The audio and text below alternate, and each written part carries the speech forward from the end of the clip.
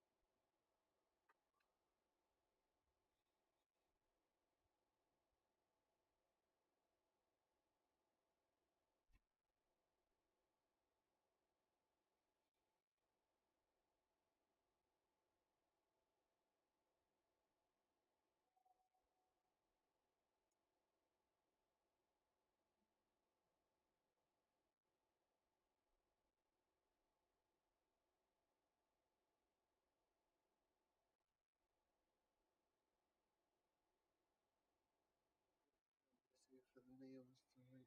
Shall we do stir fry? Mm-hmm.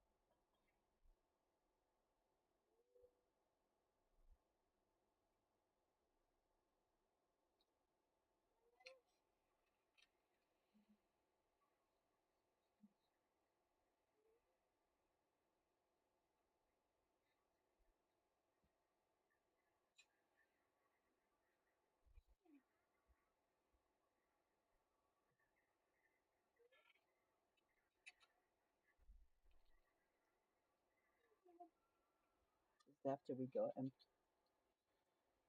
Yes.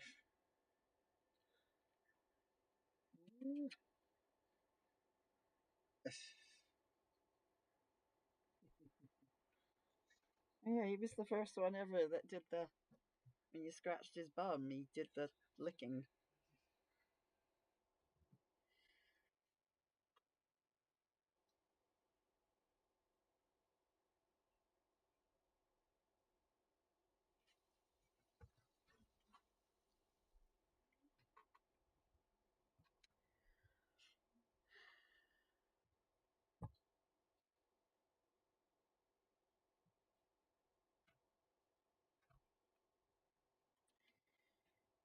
Five minutes.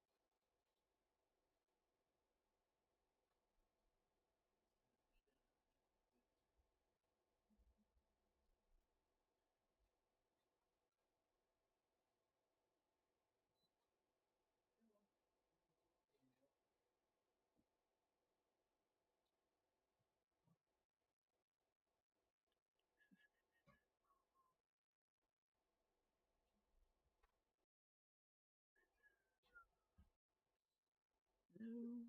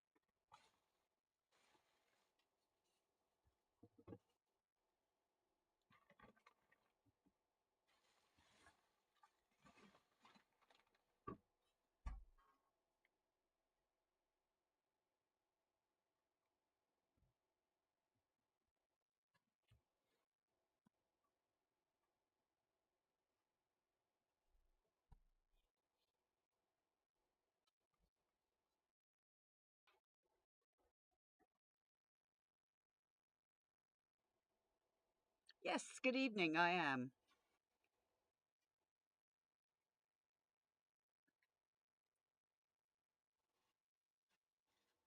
Yes, good evening, I am. Okay. Yeah, we are now live. Good evening and welcome to this meeting of the VOWH Whitehorse Planning Committee. I'm Councillor Max Thompson. I'll be chairing this meeting. This meeting is being held at our office in Abbey House, Abingdon. Members are here in person as required, but officers and public speakers are able to join remotely if they wish through Microsoft Teams. The meeting is being streamed live on the Council's YouTube channel for public viewing. I have 5 housekeeping announcements. So firstly, for those joining remotely, when you're not speaking, please ensure your microphone is muted and your camera is off. If you share a presentation on the screen, please stop sharing as soon as it's no longer needed. Public speakers must only have their cameras on and be unmuted when addressing the committee or answering questions of clarification in their designated slots. And number 2 is evacuation procedures. In the event of an emergency, please evacuate the building by the nearest exit, which is in the corridor immediately to the right of this meeting room, and please stand by assembly point 9, which is just out the back there. On arriving at this meeting, you should have read the emergency evacuation procedure and signed the fire register, so please inform Democratic Services if you have not done so. Thirdly, mobile phones, please off or silent. Fourthly, members of the public who wish to leave the meeting after the application the group has been debated, you're very welcome to do so. You can leave by the main entrance from which you came in, but please do so quietly. And sorry, more bit. And then finally, when the meeting has ended, I'll ask for confirmation the live stream has ended, at which point please make your way out of the building, remembering to sign out as you leave. And then just finally from me, this is a meeting in public, not a public meeting. And I ask that all members of the public, both those attending here in person and those attending virtually, ensure they do not shout out or disrupt the committee's deliberations outside of those who've registered to speak in their allocated slots. Great. And so with that, I move on to agenda item 2, which is apologies for absence. Emily Barry, do we have any apologies for absence this evening? We do. We have apologies for absence from Councillor Jill Rayner and Councillor Scott Horton, who was substituted for by Councillor Emily Smith. Perfect, thank you. And would you mind taking a roll call so people can know who's here? Absolutely. Councillor Ron Batstone. Present. Councillor Jenny Hannaby. Present. Councillor Scott Horton. Sorry, we've had apologies from Scott. Councillor Robert Madison. Present. Councillor Mike Pickhills. Present. Councillor Val Shaw. Present. Councillor Emily Smith. Present. And Councillor Max Thompson. Present. Thank you very much. I now turn to agenda item 3, the minutes of the meeting held on the 19th of June 2024. Any comments, or can I please have a motion that I accept those motions? Yes, motion, can we accept them? Perfect, thank you very much. And can I have a seconder for that motion? Thank you very much. So all those in favour of accepting those? Those against? Any abstentions? Okay, that passes, and I will sign those at the end of the meeting. Perfect. Agenda item 4, declarations of interest. Are there any declarations of interest this evening? I can't see any, so I'll say thank you very much. Agenda item 5, urgent business. Emily Hamilton, do we have any urgent business this evening? No, Chair. Okay, and then public participation. I confirm we have a number of speakers on the applications this evening, and we've also had three statements circulated around the committee prior to the meeting, which we've read and we may make reference to in our questioning and in our debate. And with that, I'm going to turn on to agenda item 7, but I should also announce those joining online. We've just been joined by Councillor Cheryl Briggs, who is also here in the room. So if we can note that as an attendee. So agenda item 7, land at Crab Hill North. Stuart Walker, I believe you're presenting on this one. Yes, I am. Good evening, everybody. Just bear with me. Presentation.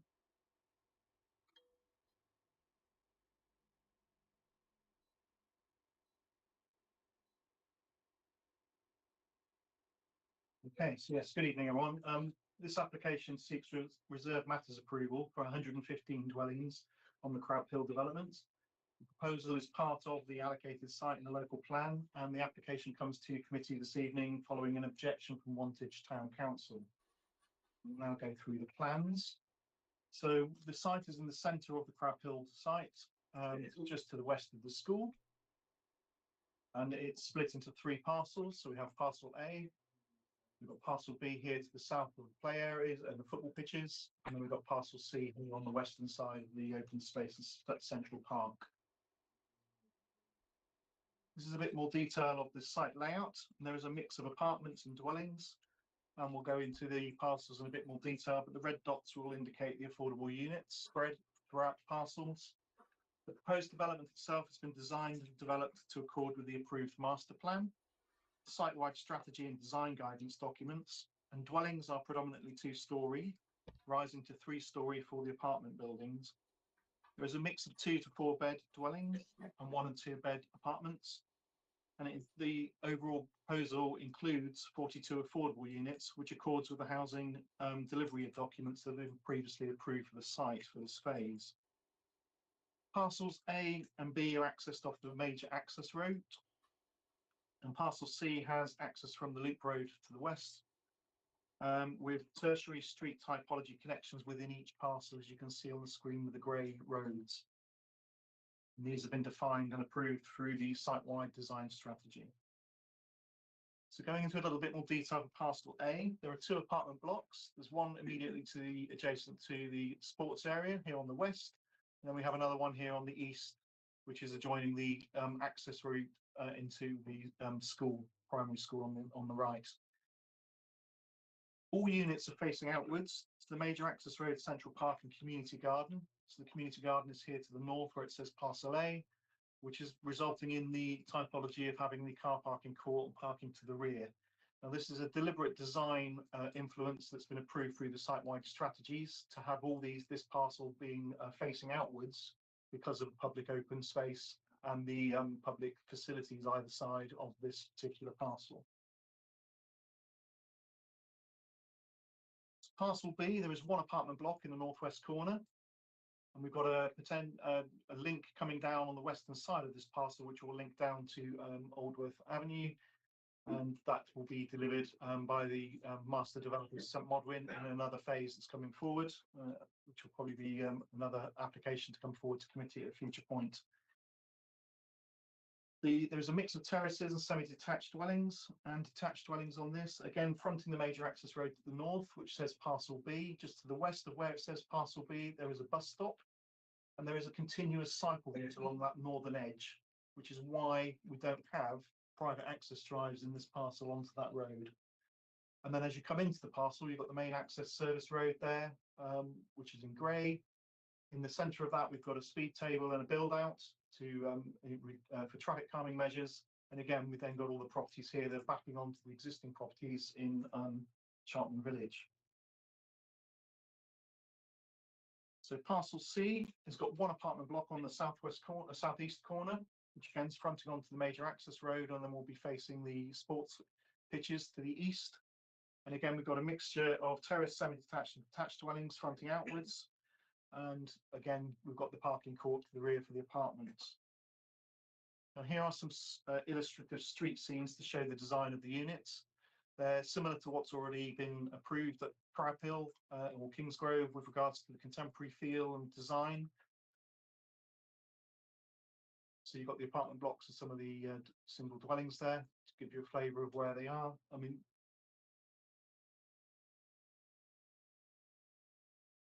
in terms of residential amenity and privacy to existing residents in Charlton Village, it's Parcel B that has the most influence with regards to the relationships to properties. And the properties on Aldworth Avenue and Westfield Way are closest. They're just off this slide for the screen. I'm just going to show you some pictures now of those houses. So this is showing 44 Aldworth Avenue. As we get a bit closer, there's a side window on the ground floor to this property facing north, and that's to a dining room. And then this is the rear elevations of 70 and 72 Westfield Way. And then this is the section plan that's submitted and is in the agenda pack. And this is showing 2 sections through Parcel B to the existing dwellings. And section 1 at the top is showing plot 47 is approximately 32 metres from the rear elevation of 70 Westfield Way, and 23 metres from plot 47 to the rear of number 70. And section 2 on the lower one is showing plot 54, and that is a 12.5 metre separation from number 44 Aldworth Avenue. Now both of those properties are facing west, and plot 54 also has been designed with no openings on the side elevation that faces number 44. And boundaries for the plots in parcel B are a 1.8 metre hit and miss fencing on the boundary of the properties in relation to those existing dwellings. Officers consider the distances, the levels and relationships between existing and new dwellings to be acceptable for the reasons set out in the report, and I can go into that a little bit more detail should questions arise later, Chair. So back to the layout plan. The proposal itself is considered to accord with the relevant policies of our local plan and the approved site-wide development strategies for Kings Road. Access, appearance, scale, landscape and layout are acceptable for the reasons in the report, and officers consider there are no technical reasons to prevent this phase of development from being delivered. The application is therefore recommended for approval, subject to planning conditions as set out on pages 32 and 33 of the agenda and in Appendix 1 to the report. Thank you. Excellent. Thank you very much, Stuart. I'm sure we'll return to you for some questions once we've heard from our speakers. We have two speakers on this item. The first is Mr. Bernard Connolly, who I can see. Mr. Connolly, are you there? Good evening. I can't hear you. Could you speak up a little? Mr. Connolly, I'm afraid I can't hear you at the moment. I think you don't. I don't know if you're muted or if you. I'm afraid you're not muted, but we still can't hear you. Go out and come back in, maybe. Potentially. Miss Connolly, can I ask that? Well, is there anything that you're? Can you hear us? You can hear us. So we can't hear you, unfortunately, although you're not muted. So can I suggest that you maybe leave the meeting, then rejoin, and then maybe we'll be able to hear you then? Okay, that's fine. Perfect. We'll wait a couple of minutes while you do that. So if we're going to be unable to hear him, there was no statement sent. See how this goes.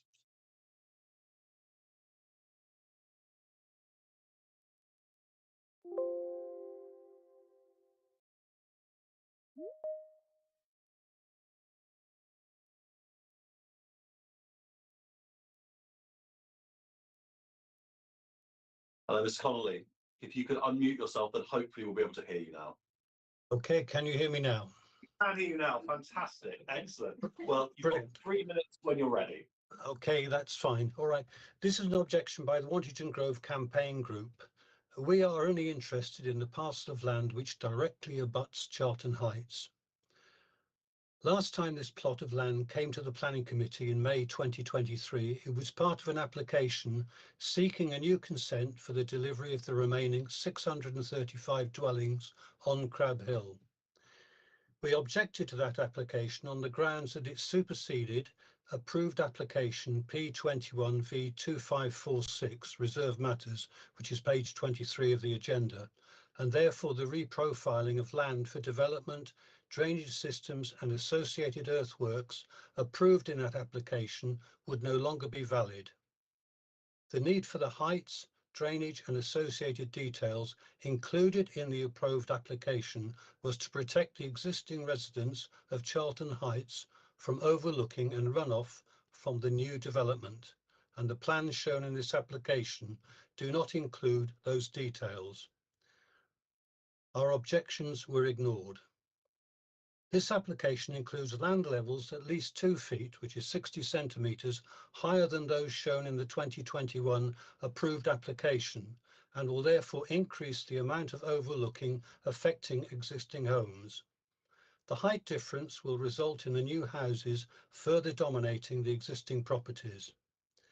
This increase in height will also affect the runoff from the development into Charlton Heights, and this appears to be totally ignored by the developers, drainage officers and planners alike. There have been significant problems with the flooding in parts of OX12 in the last few years, and we would like to see this application amended to ensure it doesn't cause further problems. Please refuse this application, and thank you for listening. Thank you very much, Mr. Connolly. I'll just see if there are any questions of clarification from members of the committee. I can't see any, so I'll say thank you very much for your time this evening. And could I please ask that you turn off your camera now while I call on our next speaker? Perfect. So we have our next speaker on this application is Mr. Jonathan Crick. So thank you very much for joining us this evening, Mr. Crick. As with everyone, you'll have 3 minutes when you're ready. Thank you. Good evening, members of the committee. My name is Jonathan Chick. I work for Nexus Planning and the agent for Vistry Homes. Thank you for giving me the opportunity to present to you today. As set out in the Case Officers Committee report, land at Crab Hill is allocated in the adopted local plan and is subject to 2 outline planning permissions that will result in mixed-use development up to 1,534 dwellings. The Reserve Matters application before you today seeks approval for the details of design of 115 dwellings within the central phase of the development. As noted in the Case Officer's report, the proposals for the central phase accord with the parameters established by the Outline Planning Commission and the approved master plan and site-wide design strategy, as well as the Council's adopted joint design guide. The proposals themselves evolved significantly during the determination period. This is the result of proactive and constructive discussions between Vistry and Council officers. This has resulted in improvements to a number of aspects of the scheme, including a reduction in parking courts and improvements and enhancements to surveillance, tree planting and boundary treatments. To this end, the proposals provide 73 market dwellings, ranging in size between 2 and 4 bedrooms and 1 and 2 bed apartments, which is in full compliance with the site-wide strategy phasing plan, and 42 affordable dwellings, the size, mixed tenure and clustering of which are in full compliance with the Outline Planning Permission. As you will be aware from the officer's presentation and the previous speaker, there have been objections from the Town Council and some local residents, primarily in relation to concerns regarding drainage and overlooking. While the officer addresses these points in his report, I feel it is important to highlight the following. The levels and drainage proposals for the site, including the use of underground storage, fully comply with the site-wide drainage strategy, approved at outline stage, and the Council's drainage officer raises no objection. And the section drawings submitted and included in the committee report demonstrate that there will not be an issue of overlooking from the proposed housing and existing properties on Westfield Way and Aldworth Avenue. Thank you for your time. Okay, thank you very much, and apologies for mispronouncing your name, Mr. Chick. Are there any questions of clarification for our speaker? Can't see any, so I'll say thank you very much for your time this evening. Excellent. So with that, we now move on to any questions for our officer. So does anyone have any questions for our officer? Councillor Halliday. Yeah, I'm sorry I'm looking at this, but everybody, it's because I've got the chairman of the planning committee has made the statement because he's got COVID or he's ill. I think you've seen that. So there is concerns about the ground levels and the drainage, because in that area and even in Paddock's Close, which is further round, water does come up in the garden. So and as you know, and we always say, well, why don't you get the drainage first? But you always say, oh, it'll be built in, because you know that we understand it now, because that's how we work. But at the end of the day, we are having trouble with existing drainage, and whilst that might not be anything to do with the new planning, we just want to be, or the council wants to be assured that it won't exacerbate the issue that we've got. And so that's one. And as I understand it, they did, I don't know if it was yourself, but did address and came to, that we did have a virtual for the chairman and the planning. I'm not on the planning, by the way, to talk about the levels. I'm not quite sure what the outcome was. Obviously, it didn't quite convince the chair of planning wanted. So it's the level and the overlooking on the 44, number 44. So I'm reading it starting like, I wonder if that could be got over by more planting or something. But again, it's just I'd like your advice. It's only because I've been looking at it and trying to mitigate it. And the other thing that didn't come up, if I can do it now, Chair, sure, is the active travel. We're concerned about the cycle footpaths. and the materials that they were going to be used. It might not be relevant to this, but I see the footpaths are there.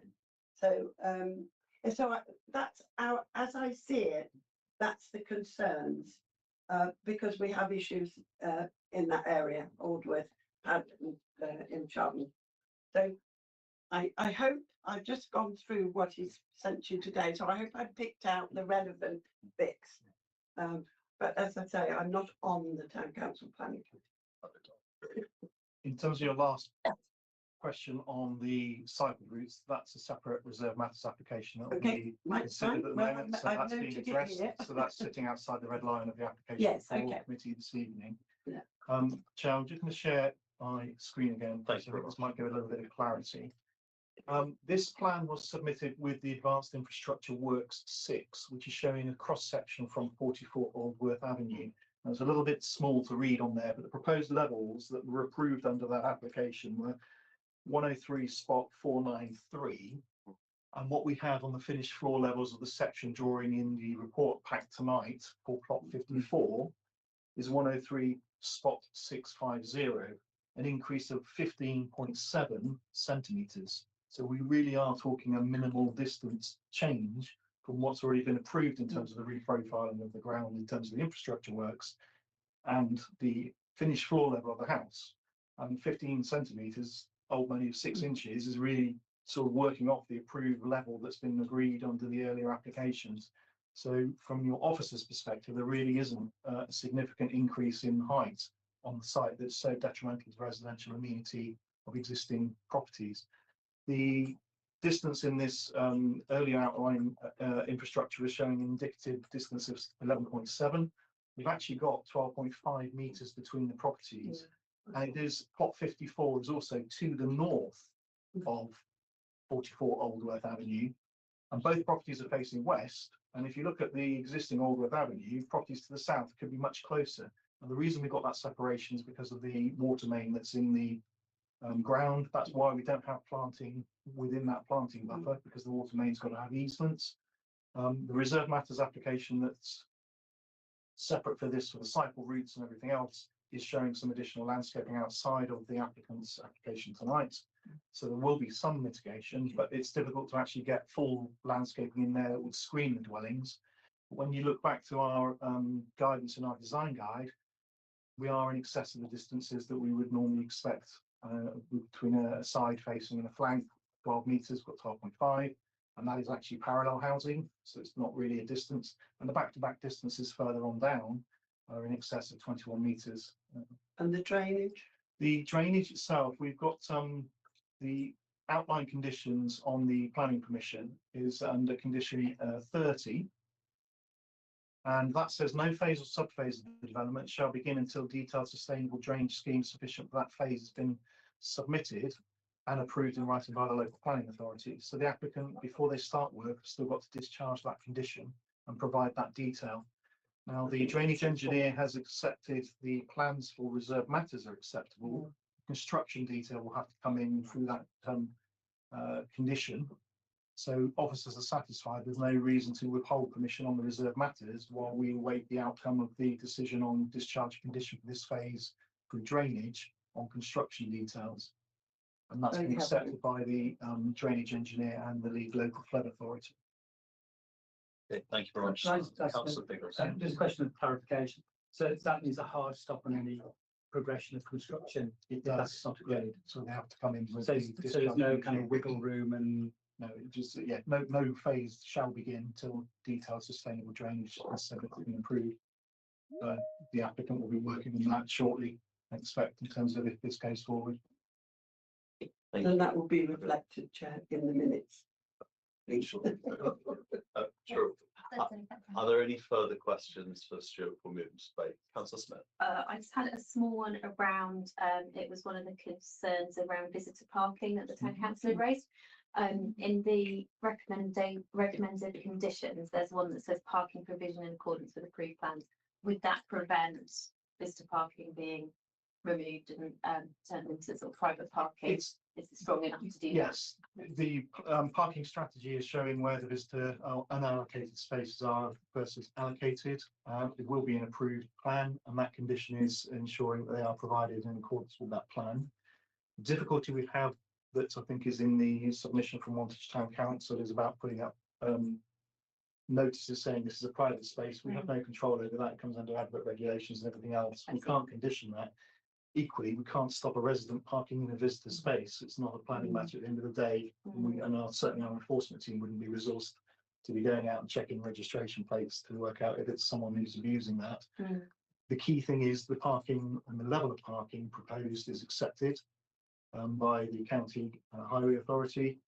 They have raised some concerns with regards to parking being over provided, and we do have 5 allocated spaces over the county standards. But your officers feel that actually the balance is acceptable, because where the tension lies is in parcel B with regards to those plots that have got, there's 24 plots that have got garages, and the county college would like those garages perhaps not be used for parking. We've not necessarily counted them as parking spaces. And in all reality, most people don't use the garages these days for parking. So we're taking a pragmatic approach on that. But on balance, in terms of the parking issue, we feel that that is acceptable.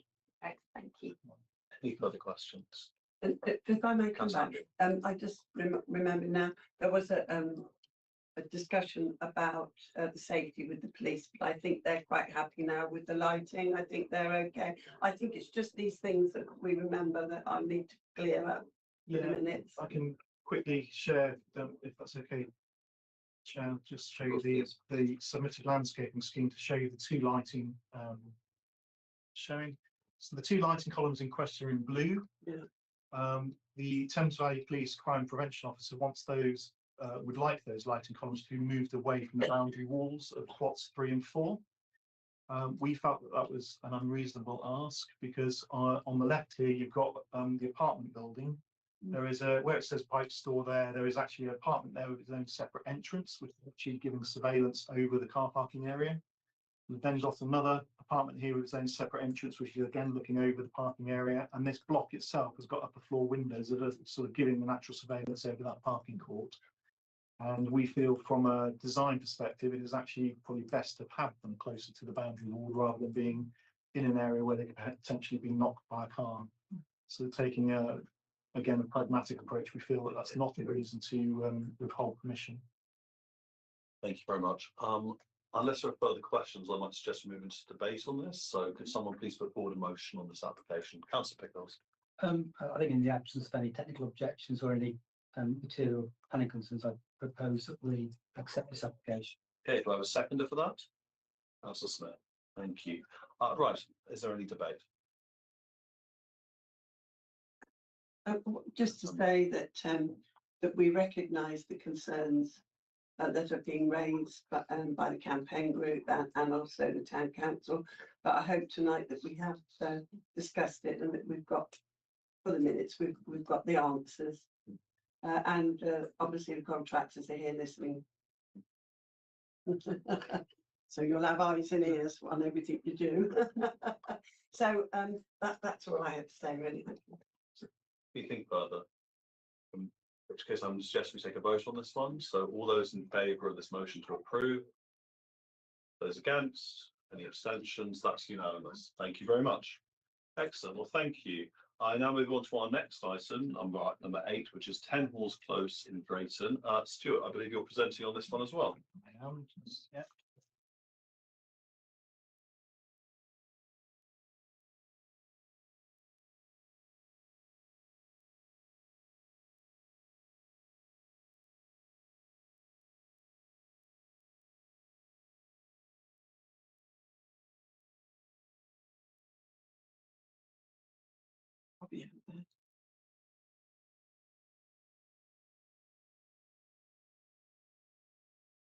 Thank you, Chair. Sorry about that. That's all right. No, sorry, we were, yeah. Okay. Okay. This application is seeking planning permission to vary conditions imposed on a permission for 22 dwellings on land south of 10 Halls Close in Drayton. It comes to committee at the request of Ward Councillor Andy Cook. So the proposal is seeking to vary condition 8 in respect of foul drainage. Now, condition 8 itself requires the approved foul water drainage system to be wholly installed prior to first occupation of any dwelling. However, the developer wishes to progress the development with a phased handover of the scheme of 5 units, which is plots 1, 2, 20, 21, 22, which are the 5 units right at the top of that plan. And they want to do this hand these properties over to purchasers before completion of the remainder of the development. Now, to allow this to happen, these units have been moved onto a gravity-fed foul drainage system which runs into the northmost manhole, whilst the remainder of the scheme is pumped, which has got the pumping station down here, just at the bottom. So it's just sitting here. The 2 systems work separately and only interact at the very last manhole at the northern edge before connecting into the existing sewer in Halls Close, which is publicly owned. The wording as it stands would prevent the developer from selling those first 5 units or occupying those first 5 units until while the remainder are being built. It's therefore proposed that the condition is varied to read as, prior to the use or occupation of each new building, all foul water drainage elements required to serve that building shall be fully implemented in accordance with the scheme for the foul water drainage as modified under application P23 V2847/S73, which is the application you're considering this evening. These are the more detailed plans showing the connections. So the properties themselves are these 5 at the top, and they're connecting at these 2 brown points, which are the manhole covers, and then the flow goes northwards. Hopefully it's showing a little bit more clearer on the second slide. The council's drainage engineer does not raise any objections to the revisions to the drainage arrangement proposed, and no concerns are expressed that this would put greater strain on the existing foul water drainage system serving adjacent properties. Implementing a gravity-fed foul drainage system independent of the pumped drainage to these 5 units would allow for these dwellings to be occupied ahead of completion of the rest of the site, and officers consider that as acceptable. And the 2 systems again work separately and would only interact at the last manhole, so there shouldn't be any conflicts. Thames Water have also confirmed that they do not wish to make any comments on the application, so they are clearly showing no concern with regards to the technical issues in terms of construction. And given the lack of concern or objection from technical drainage consultees, in your officer's opinion, there is no reason to withhold planning permission to vary the condition on drainage grounds. The application is therefore recommended for approval, subject to conditions listed on page 53 of the agenda report pack. Now, the conditions themselves have been updated to reflect conditions that have been discharged in terms of details to turn them into compliance conditions, which is entirely normal for a Section 73 application, because should this be approved, it's effectively granting a new permission on the site. Thank you, Chair. Okay, thank you very much, Stuart. We'll return to you for some questions. We have 1 speaker on this application, Councillor Andy Cook. Councillor Cook, are you there? I am, yes, thank you. Hi there, good evening. Well, we can see you and hear you, and you have 3 minutes when you're ready. Thank you, Chair, Planning Committee. I'm aware that this is likely a forlorn hope. The officer has had no option but to recommend approval, as the relevant consultees have either approved or stated no comment. And it's actually the latter that I'm bringing up, and it was the reason I called this in. You may consider me psychic. How would I know that Thames Water, the owner and operator of the sewer, would say no comment? Surely they'd have carried out an exercise to weigh up the potential foul water. Oops, I seem to have had an issue. So we can still hear you, Andy. Oh, hang on. They'd have carried out an exercise to weigh up the potential foul water flow, add this to the existing flow, compare this to the capacity of the system in the area, and come up with an answer. And having done this, their answer would be along the lines that they've done this and there was no problem. No, their answer was, we have no comments to make at this time. You'd also think that perhaps the serious issues with the sewers and drainage of the system right at this location would be relevant, because one of the first things on my plate as a fresh-faced councillor in 2020 was the flooding on Drayton High Street right near this site from the overflowing sewers, because they were overused already. I have correspondence from Will Piotrowski, an officer at this council, who put together a dossier of the issues with the sewers here, and Thames Water were not exactly helpful. Not this is a surprise, we know of issue after issue with sewerage and development after village after village in the Vale, and this very council raised a motion specifically on this issue just months ago. That's why I brought this to committee. It's not the ratchet effect of the developer getting rid of conditions around this development. It's that my residents quite rationally don't trust the system, where they're told the sewer system can be repeatedly overused more and more and more, while they see the evidence loaded and they smell the evidence. They occasionally wade through the evidence, and I'm well aware you may have no latitude to make the Thames Water go back and demonstrate it, but I'll be derelict in my duty to my residents not at least try, and if I fail, to ask that the objections be minuted and recorded, so we can prove we tried to avoid the environmental health issues that I rather mournfully foresee here. We don't trust Thames Water any more than we could throw St Paul's Cathedral on this, and playing fast and loose with sewerage conditions just doesn't work for us. Thank you. Thank you very much, Councillor Cook. I'll just ask if there are any questions for you from members of the committee. I just have one quick one, which is that on the agenda we've got in front of us, it appears that Drayton Parish Council haven't provided any comments. I just wondered if you'd engage with Drayton Parish Council and you could maybe clarify their position on this one. No, I haven't. It wasn't able to get to the last parish council meeting, so I don't know why they have or haven't applied to the consultation. Okay, understood. Thank you very much, Councillor Cook. Are there any further questions for Councillor Cook? Can't see any, so I'll say thank you very much for your time this evening and for joining us. So now I turn to any questions for our officer. Does anyone have any questions for Stuart? Councillor Babstone. Yes, I'm a bit worried about this response from Thames Water. Thames Water confirmed all they've said is they don't want to make any comments, which isn't the same as saying they don't have any objection or no objection. They just said they don't want to talk about it. Can you explain why they might have done this? It's a usual response we get from them on amended schemes, and that's because they've already accepted 22 dwellings into the FOWL network. So we already have an approved permission that is implemented and is accepting the drainage flows from those dwellings. This is an on-site technical matter in terms of the connection change from a pump stick to gravity. Sorry, my hand is on. Yeah. Andy, can you mute? Okay, sorry. So that's quite normal for them to say no comment, because they've already accepted that flow into the system when they considered the earlier applications. So they're not necessarily, effectively, they're deferring to our own engineers in-house that will be commenting on the specifics, and our drainage engineer has assessed this and considers the scheme as acceptable. So Thames Water have agreed that they can take the increased sewage, is what we're saying, yes.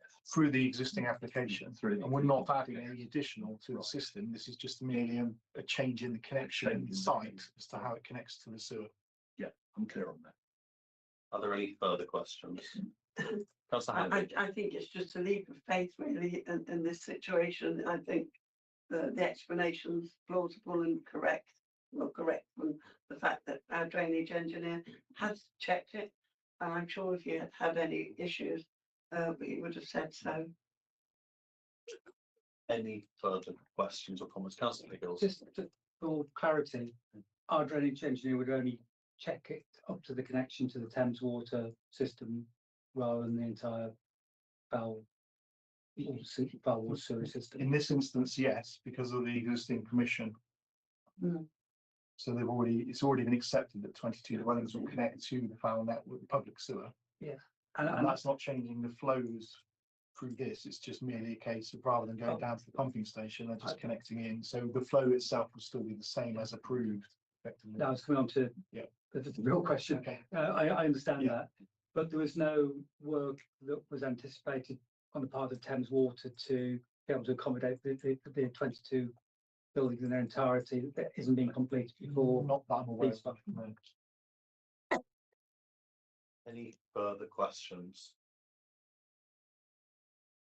Right, in which case I would suggest we move into debate. So would someone like to put forward a motion on this application?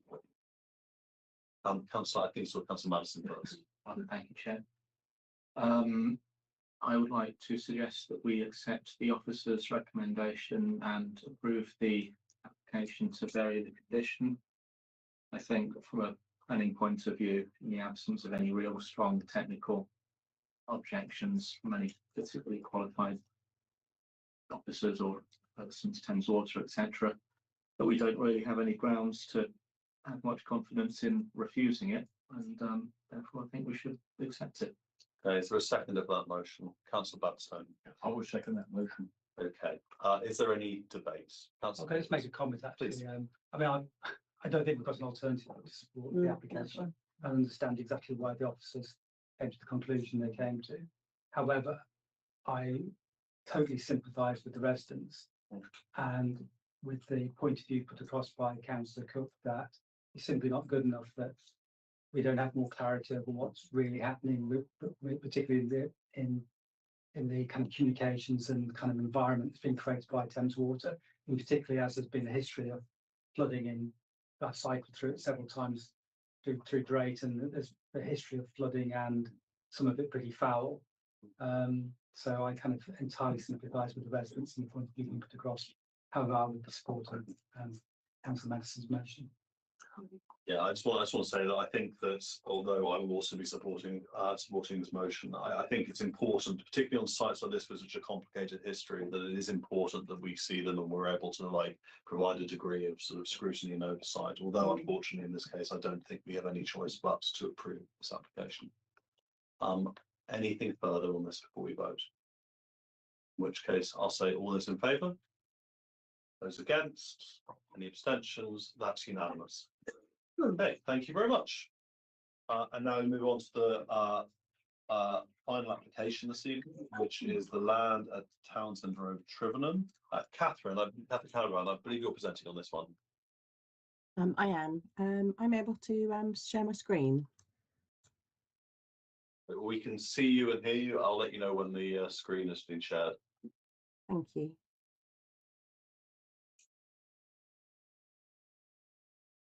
Excellent. So Catherine, we can see that, but it's not very big. So if there's a way of, oh yes, now we can see it perfectly. Thank you.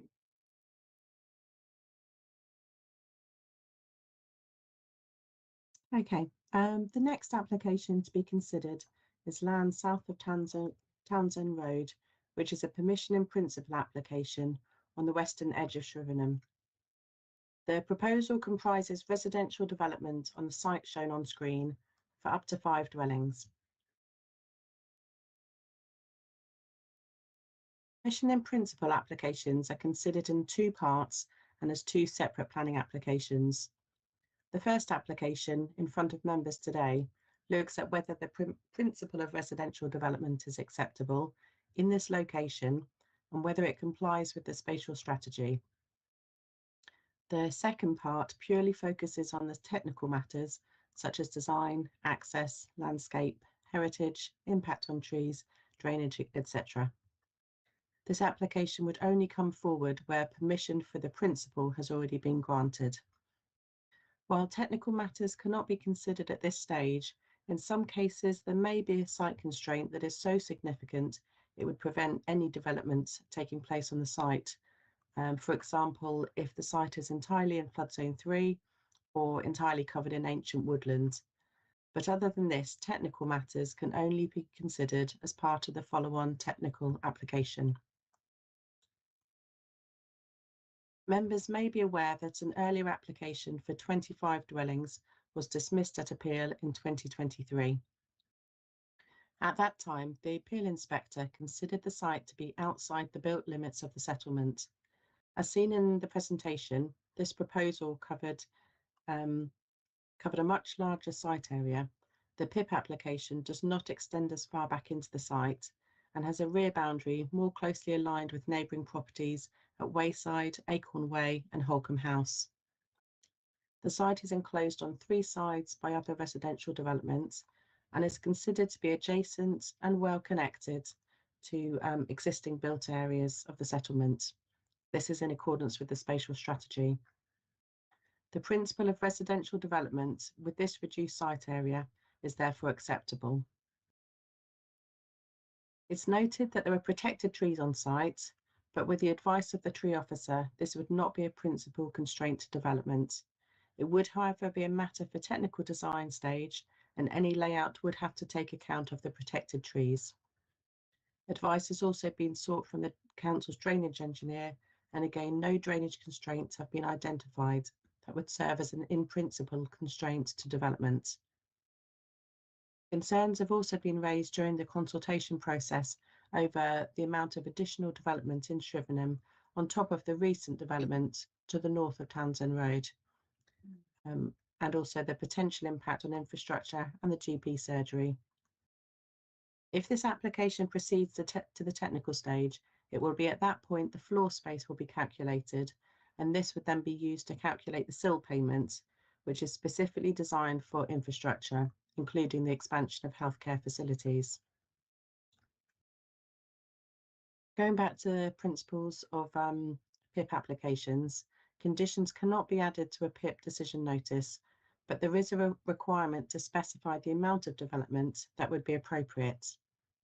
In this case, this has been set as a minimum of 1 dwelling and a maximum, and a maximum of 5 dwellings. In summary, the application before members is to consider whether residential development of up to 5 houses would be acceptable on this site. The site is enclosed by residential development and is well related to the built settlement and is sustainable development in a larger village. Officers recommend that permission in principle is granted. I pass back to the chair and committee members to consider the application in greater detail. Thank you, Catherine. I'm sure we'll return to you some questions as we've heard from our speaker on this application. We have one speaker, and we also received 2 statements on this application. Our speaker is Councillor Richard Bartle. Councillor Bartle, are you there? Yes, I hope so. Can you hear me? I can hear you and we can see you. Thank you for joining us, and you'll have 3 minutes when you're ready. Thank you very much. Permission in principle is limited to location, land use and amount of development. We shall argue that the location in Shrivenham and the amount of development should be considered. This is the 5th application to build on this site.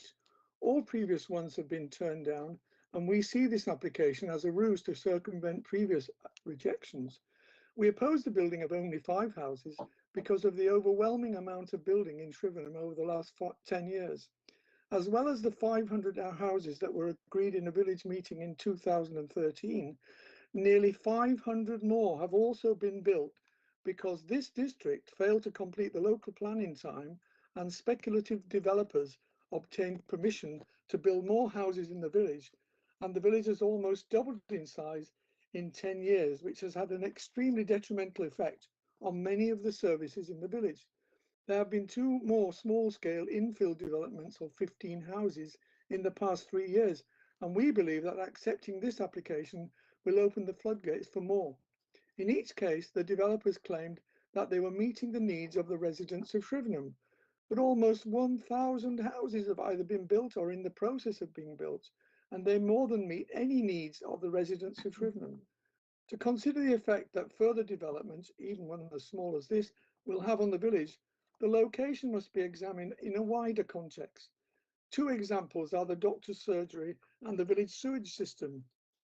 Over 5 years ago, a report from the local NHS primary care group outlining the problems faced then by the surgery concluded that any more houses in Shrivenham would further overload the surgery and impact on the service being provided for the community.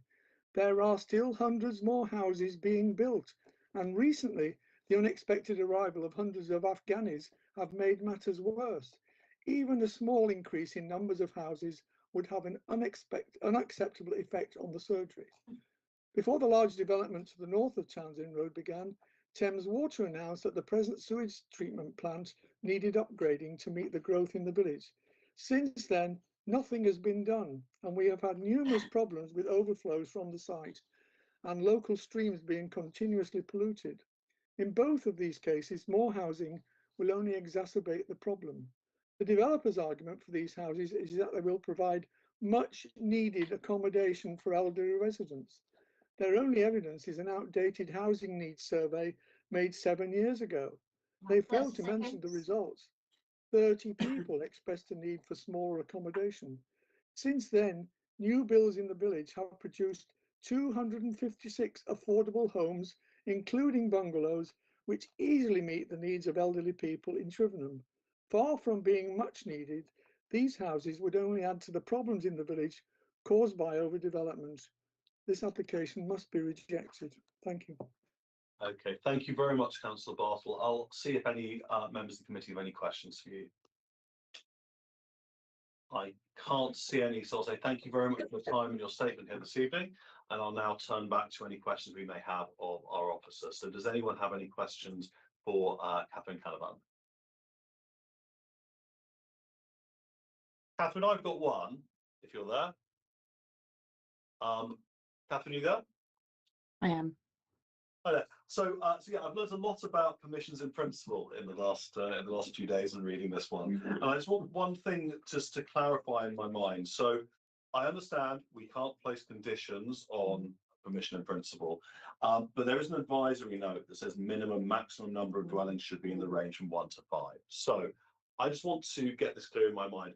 If a technical advisory, we're called TDC, comes forward with more than 5 houses on it, we would be saying, no, that doesn't meet the permission in principle. That would be, I don't want to say automatically not allowed, but how would that work if one came forward and had more than 5 dwellings on it?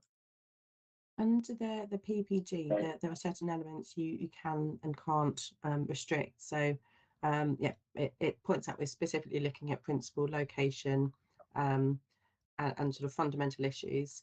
It clarifies no conditions, but it does say we've got a role in specifying minimum and maximum. So the advisory notes, the informative, is the best mechanism we've got to set that out. And that's based on a high level assessment of the site without going into the technical details. It would then be for the applicant to provide a layout that sort of works with them in those parameters, but also works within the site constraints. So at this stage, we consider between 1 and up to 5 appropriate for the site. Okay, so just so I'm clear in my mind, so if a technical details consent came forward with more than 5, what would be the process then? Would that be seen as not? I know it's an advisory, not a condition, but just what would be that process at that stage? Would we be saying that it doesn't meet the permission in principle? Sorry, I'm just trying to get my head around. Yeah, I think we do have that power at permission in principle stage to cap the number on site. So yeah. Great. Okay, thank you. That's all I wanted to know. Thank you, Councillor Hannaby. Yes. Hello, Catherine. So if we agree to do this evening, it's quite a large piece of land. Would there be any other constraints for them to perhaps obtain the rest of the land and then again go for permission?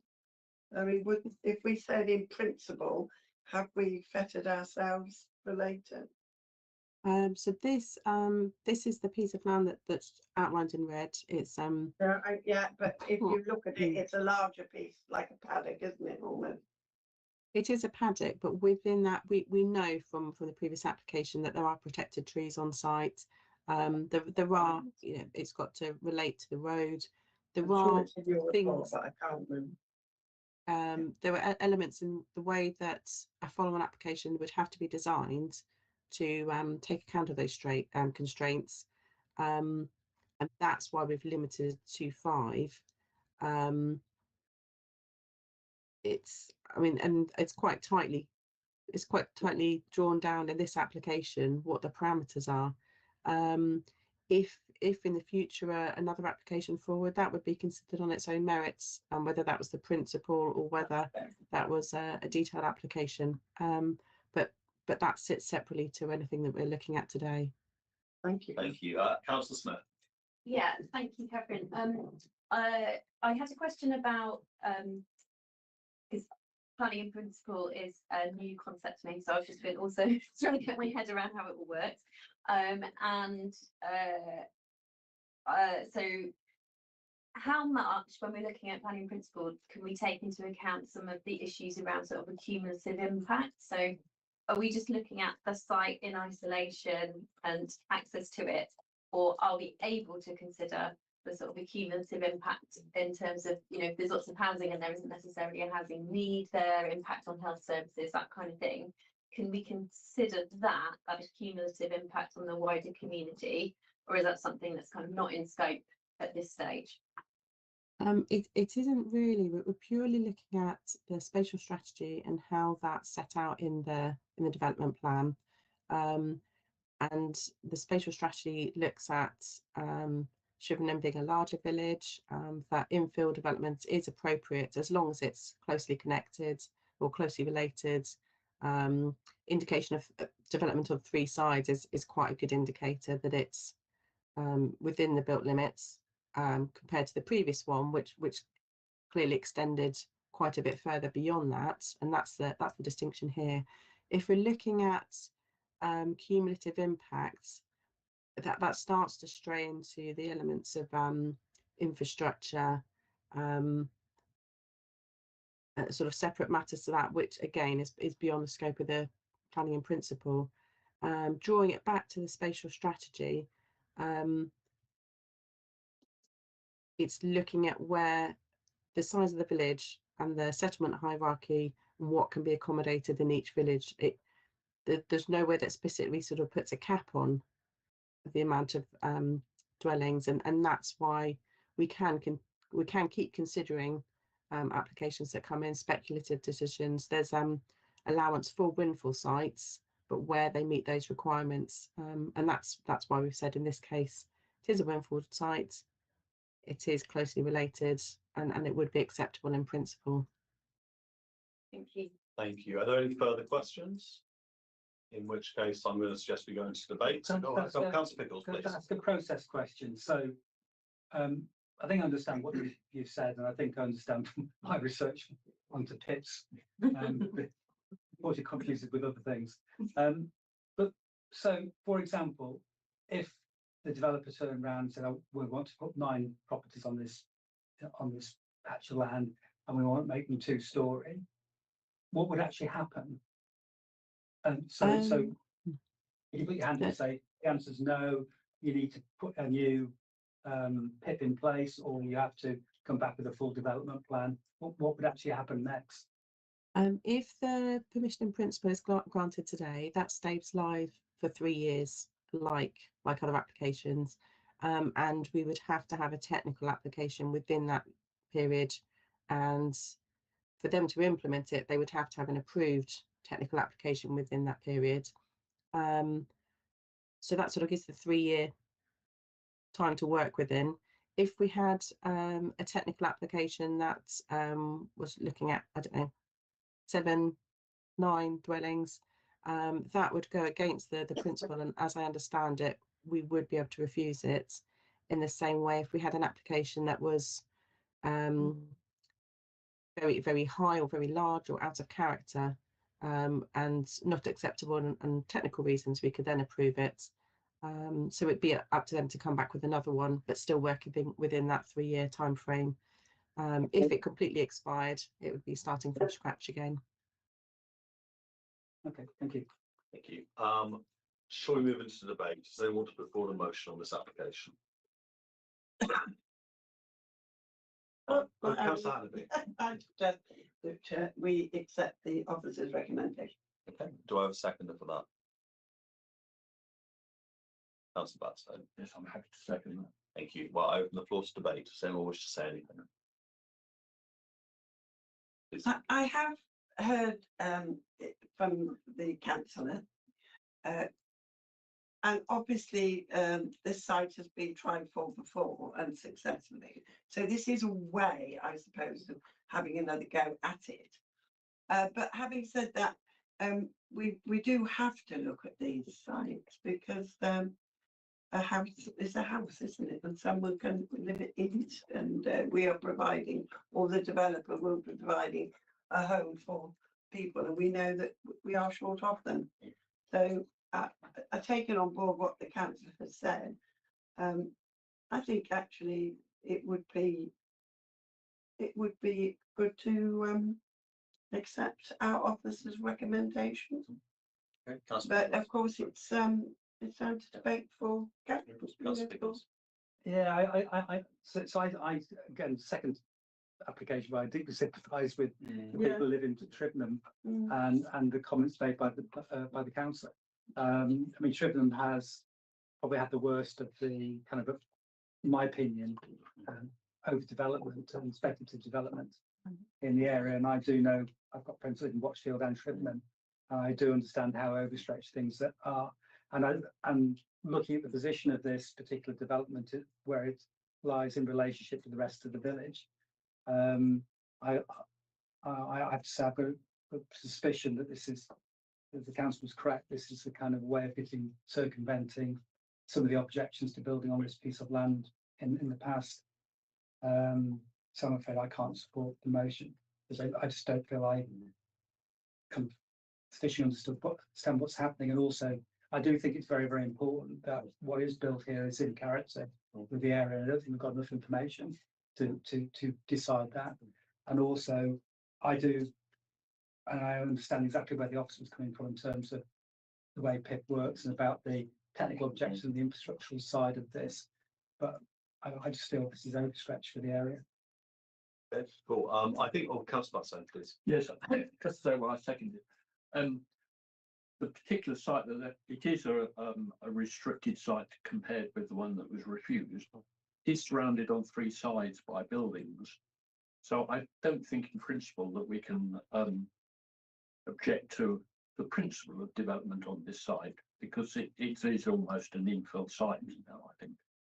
Yeah, and I think just for clarity, I'd also say that, you know, I've had it confirmed, but please correct me if I'm wrong, that the technical details consent can still come before planning committee. So it's still something that can be called in. So if something comes forward on this with 4 or 5 buildings, we will have the opportunity to then at that point see if it is in character and if the design is good and if it's massing, etc. So just to be clear, like that is something that can then be called in.